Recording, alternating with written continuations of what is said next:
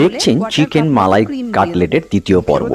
এরকম ক্রিম, লঙ্কার কুচি এবং ধনে গুঁড়ো যেটা করে রেখেছিলাম দিয়ে আমরা মিক্স করে খানিকটা সটে করে নিলাম। সটে করে নিয়ে ওপরে একটু হালকা নুন দিয়ে দিলাম।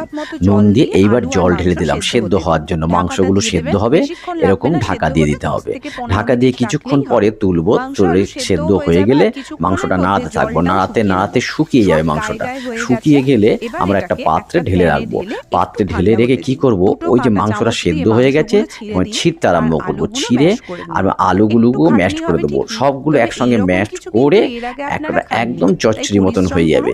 চচ্চড়ি মতো হয়ে গেলে আমরা ওটা ভালো করে রেখে দিয়ে ধনেপাতা কুচি করব। ধনেপাতাটা কুচি করে ওর মধ্যে দেব, দিয়ে ওপরে একটু ব্রেড ক্যাম দিয়ে দেবো। ব্রেড ক্যাম দিয়ে ভালো করে মেখে মন্ড করে আমরা রেখে দেবো। চলুন যাই তৃতীয় পর্বে। মা দুর্গা ত্রিশূল নিয়ে ধেয়ে আসছে মনে হয়।